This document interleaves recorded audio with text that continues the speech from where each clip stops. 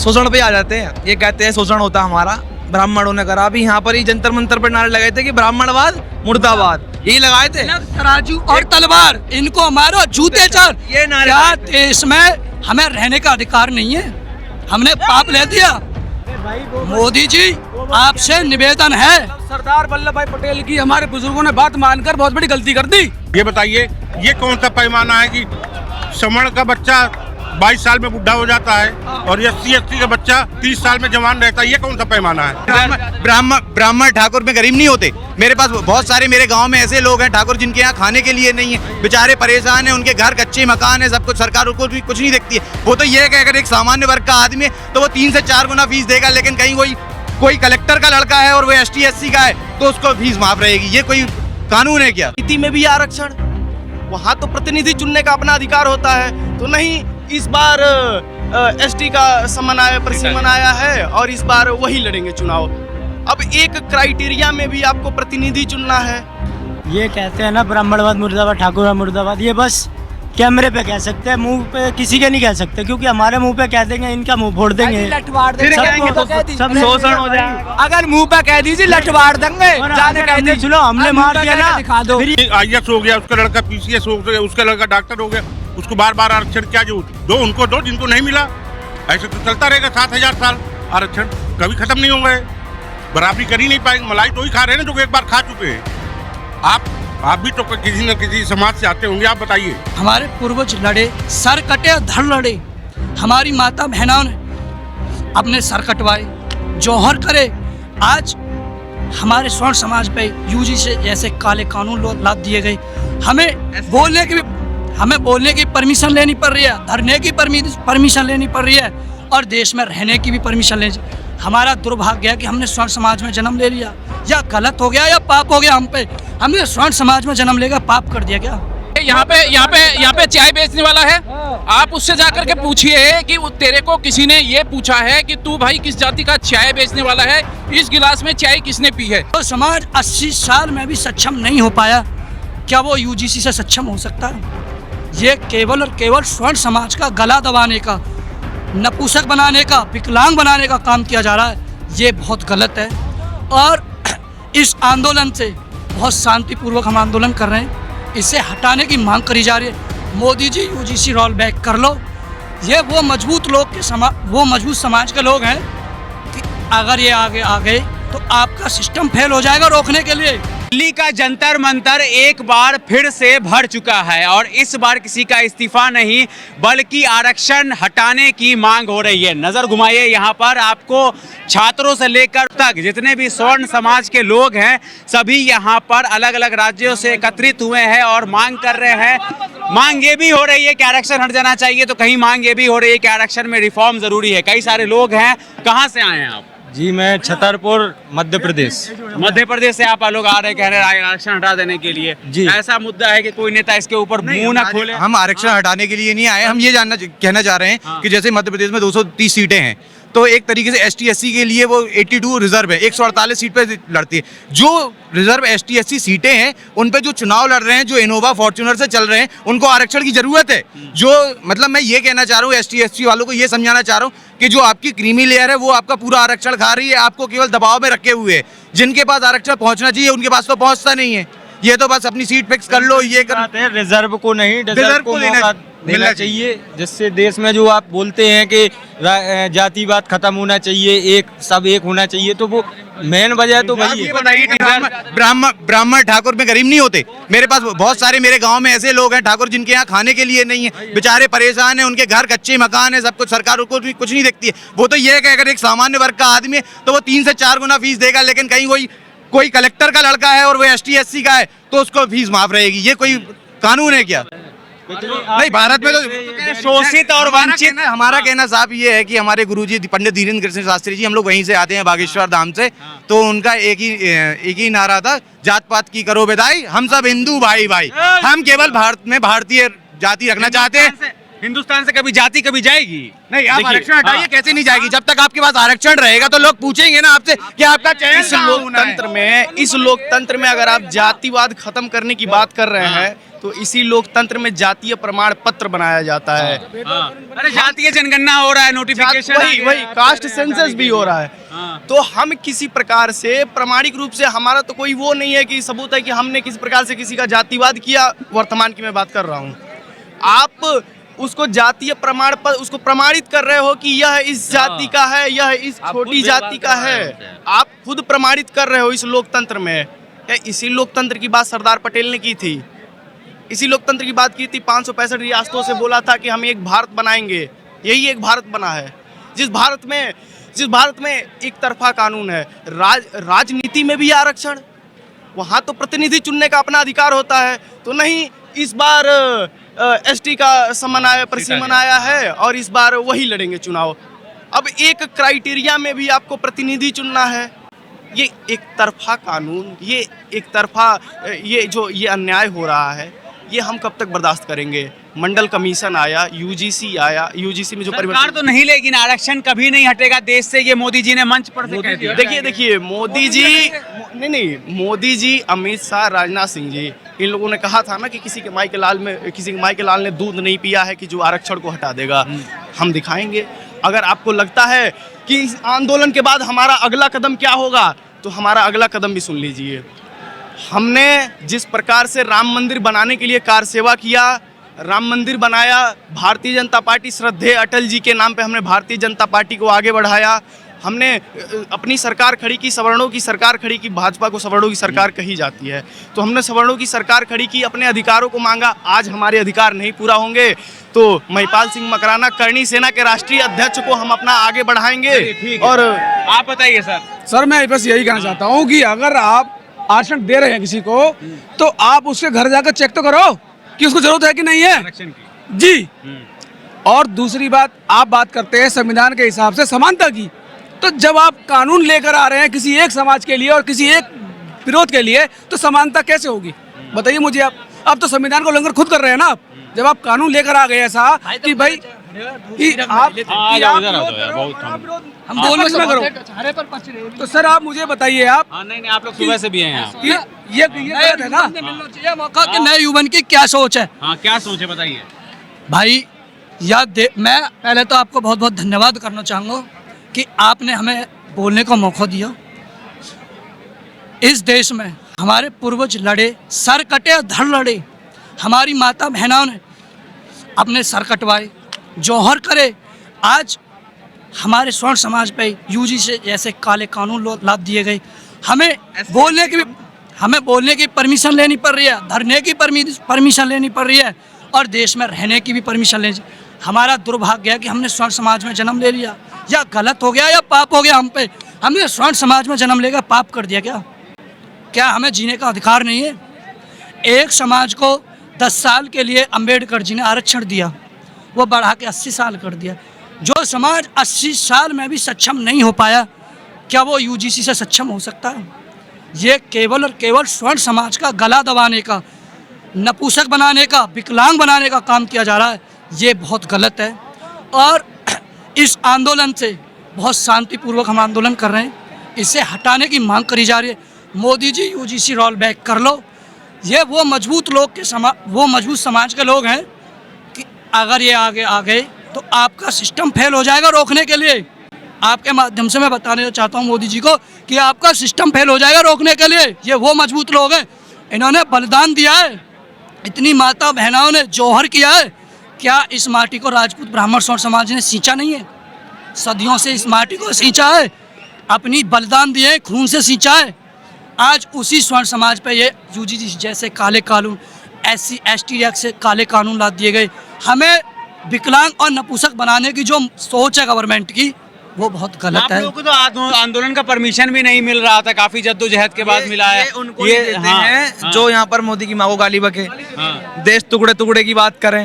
ये जो उमर खालिद के सपोर्टर हैं, शोषण पे आ जाते हैं। ये कहते हैं शोषण होता हमारा, ब्राह्मणों ने करा। अभी यहाँ पर ही जंतर मंतर पर नारे लगाए थे कि ब्राह्मणवाद मुर्दाबाद, यही लगाए थे। तराजू और तलवार, इनको मारो, जूते चार। ये नारे क्या देश में हमें रहने का अधिकार नहीं है? हमने पाप ले दिया। मोदी जी आपसे निवेदन है, सरदार वल्लभ भाई पटेल की हमारे बुजुर्गों ने बात मानकर बहुत बड़ी गलती कर दी। आप ये बात समझ लो। आप स्वर्ण जो समाज देश ने की जमीन दी। 576 रियासतें जो सब मिला के एक की गई, तो हमारे बुजुर्गों ने यूजीसी बिल आया, आप लोगों ने खूब प्रदर्शन किया, उसके मामला सुप्रीम कोर्ट में चला गया, उसको ठंडे बस्ते में डाल दिया गया। मोदी जी को एहसास हो गया था कि स्वर्ण समाज हमारे खिलाफ जा रहा है।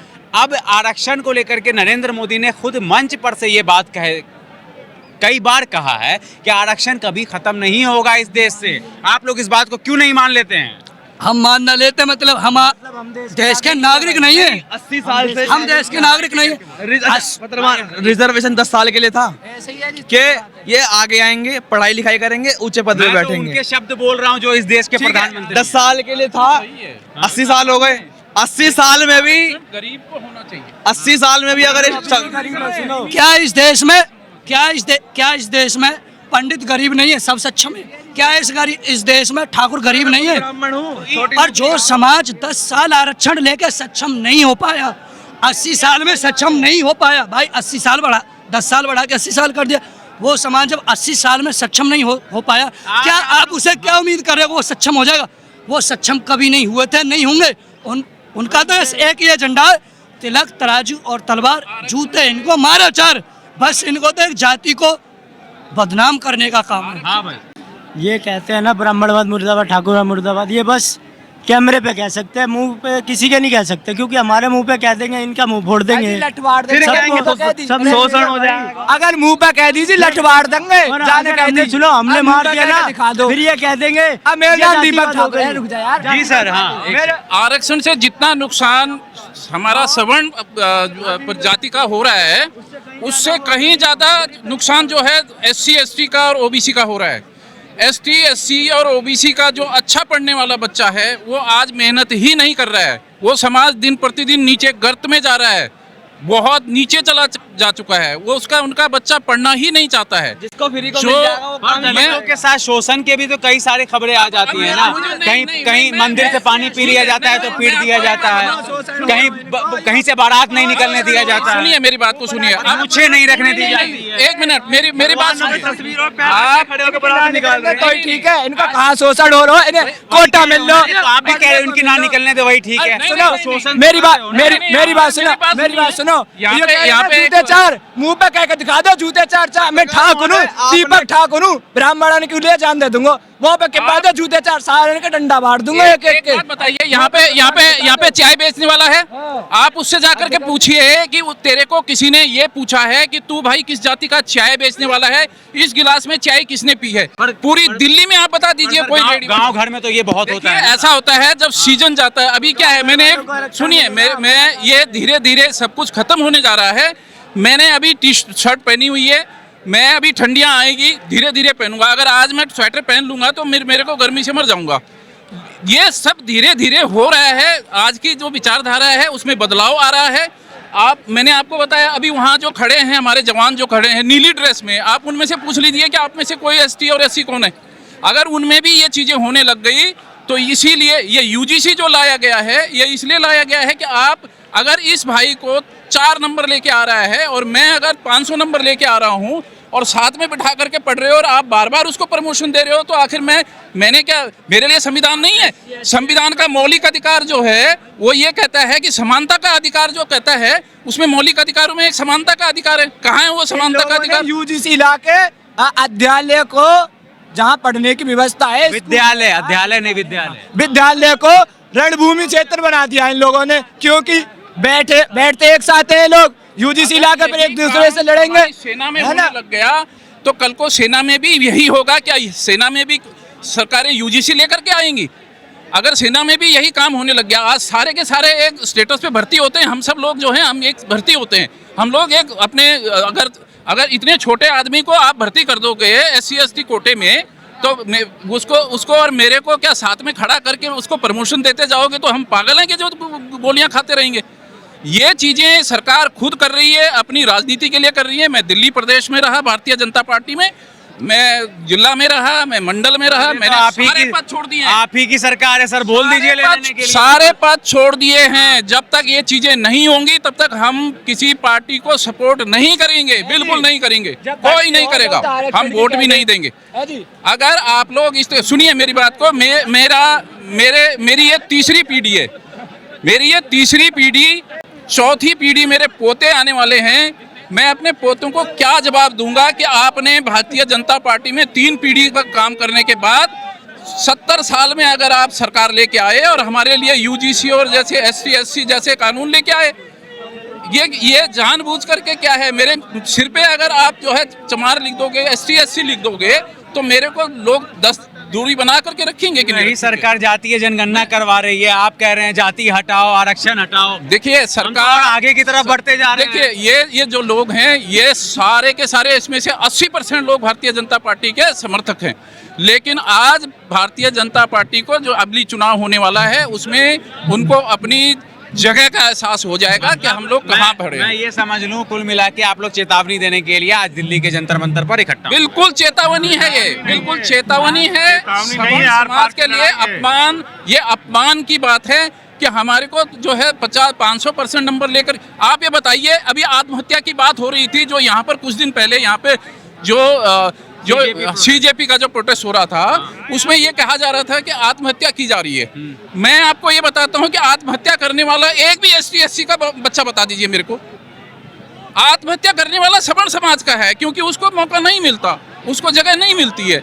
आप सरकारी पदों पर देख लीजिए, सरकार का क्या आज बुरा हाल है, उनकी फाइलों का क्या नुकसान हो रहा है, क्योंकि अच्छे लोग वहाँ आ ही नहीं रहे, अच्छे लोग वहाँ जा ही नहीं रहे। चलिए ठीक है, शुक्रिया बात करने के लिए। आप आर पार की लड़ाई कह रहे हैं, कहने का मतलब कि इस बार आर पार करना पड़ेगा इनको, या तो हमें फांसी दे दें। ये बताइए, ये कौन सा पैमाना है कि सवर्ण का बच्चा 22 साल में बुढ़ा हो जाता है और SC ST का बच्चा 30 साल में जवान रहता है? ये कौन सा पैमाना है, बताइए आप। कौन सा पैमाना फिट बैठता है कि मैं 22 साल में बुढ़ा हो गया और SC का लड़का, ST का लड़का 30 साल में जवान हुआ है? ये कौन सा सवर्ण समाज कितना है ये है देश में? 15-20% है। आपको खुश करने के लिए 80% को नाराज कर देंगे वो। ऐसा है तो फिर हमें देश से निकाल दें, फिर हमसे वोट क्यों लेते हैं? हमसे वोट न ले। अगर मैं गलत कर रहा हूँ तो बताइए। आप सही, हमें वोट से वंचित कर दे, हमें वोट से वंचित कर दे, बात खत्म। वोट से वंचित कर दे हमें, हमारी वोट, इसका मतलब उन्हें नहीं चाहिए। हम आरक्षण खत्म करने के लिए नहीं कह रहे हैं, आप आरक्षण को रखिए, लेकिन आरक्षण को जो गरीब है आर्थिक आधार पे करिए ना। क्या ब्राह्मण, ठाकुर, बनिया गरीब नहीं है क्या?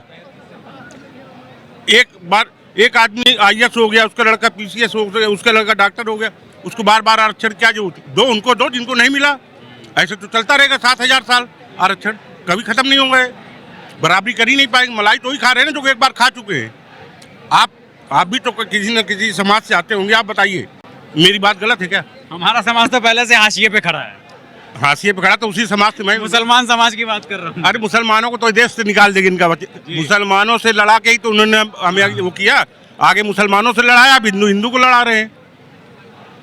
मुसलमान इसी देश, आज से जब हम 30 साल पहले 40 साल पहले पढ़ते थे, न हम जानते थे मुसलमान साथ पढ़ते थे, साथ खाते थे, साथ पीते थे। इन्होंने तो हिंदू मुसलमान किया। ये 12 साल से हुआ जब आप खैर आपकी उम्र कितनी में नहीं जानता, अपने पिताजी से पूछना, उनके साथ क्या ब्राह्मण नहीं पढ़ता था, छत्री नहीं पढ़ता था, है ना? तो ये कौन करता है? नेता। ये खुद साथ में बैठ के पकवान खाते हैं, साथ में बैठ के रोजा इफ्तार करते हैं, टोपी लगाते हैं रात को चुपचाप, और सुबेरे कहते हैं हिंदू मुसलमान। बाहर के देशों में शेख से गले मिल रहा है जी, बाहर के देशों में शेख से मिला जा रहा है और यहाँ पे कुछ और हो रहा है। कुछ और हो रहा है। आप लोग भी सर, आप लोग के भी बच्चे होंगे, तो आपसे हमने बात की, बहुत शुक्रिया बात करने के लिए। तो आप लोग चाह रहे हैं कि रिफॉर्म हो या फिर आरक्षण जो है वो बहुत हो गया इतने साल तक, अब इसको खत्म कर देना चाहिए? आप लोग ये मांगते? देखो, हम तो चाहते हैं आरक्षण खत्म करो, नहीं करो ये नहीं चाहते। मैं तो चाहता हूँ सिर्फ जो है कि जो हमारे देश का जो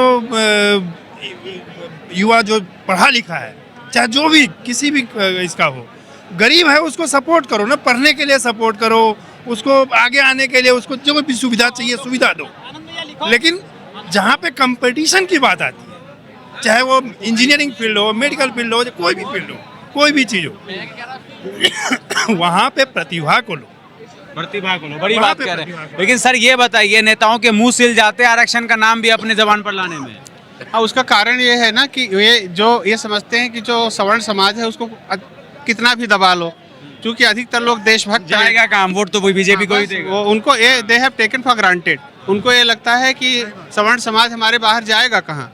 और उसका कारण ये है कि जितना भी ये ताना बाना है, चाहे वो राष्ट्रवाद का हो, चाहे वो आरक्षण का हो, चाहे SC ST एक्ट का, ये सब सवर्णों का ही बनाया हुआ है। किसी SC ST थोड़ी का हमें आरक्षण दो। पहला आरक्षण पंडित जवाहरलाल नेहरू ने 1951 में कॉन्स्टिट्यूशन में अमेंडमेंट करके दिया, आर्टिकल 16(4) में अमेंडमेंट किया। उसके बाद उसका स्कोप और स्केल बढ़ता गया। मैं तो एक राइटर हूँ, मैंने इस पर बुक लिखी है, साइलेंट कॉन्स्टिट्यूशन डेंजरस कॉन्सिक्वेंसेज, और मैंने उसमें सारा विस्तार से दिया है कि किस तरह से आरक्षण का स्कोप और स्केल बढ़ाया गया। तो सबसे बड़ी चीज़ ये है कि जितनी भी सरकारें थी ना, चाहे वो कांग्रेस की हो चाहे भारतीय जनता पार्टी की हो, सब ने सवर्णों को दबाया। आप ये समझिए आरक्षण की शुरुआत कहाँ से हुई थी? 1932 से हुई थी। महात्मा गांधी ने, जब गांधी और अंबेडकर का पैक्ट हुआ था कि सीटें रिजर्व की जाएंगी, वो सिर्फ था लेजिस्लेचर में, विधानसभा और लोकसभा में सीटें रिजर्व होंगी उनके रिप्रेजेंटेशन के लिए 23%। उसके बाद और आरक्षण का कोई प्राविधान नहीं था और समय दिया गया था 10 साल।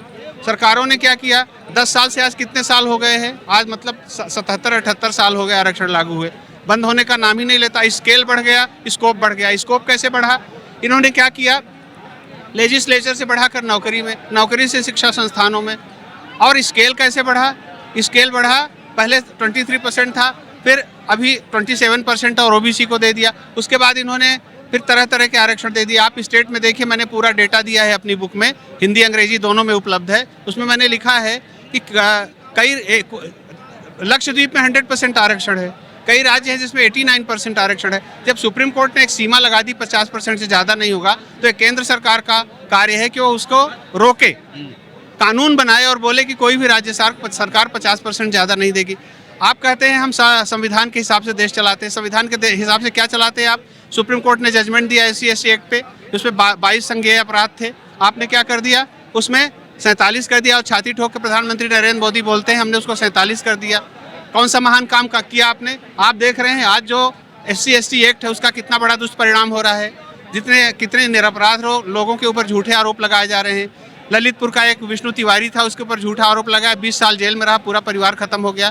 आप प्रधानमंत्री ने एक शब्द कहा क्या कि हाँ इस एक्ट के कारण उसके साथ इतना अन्याय हुआ? न्यायालय ने उसे छोड़ा। न्यायालय ने कहा इस व्यक्ति का कोई अपराध नहीं है, और उस महिला ने बाद में कहा मैंने झूठा आरोप लगाया था। तो आपने छाती ठोक कर कहने के लिए, खुश होने के लिए क्या है?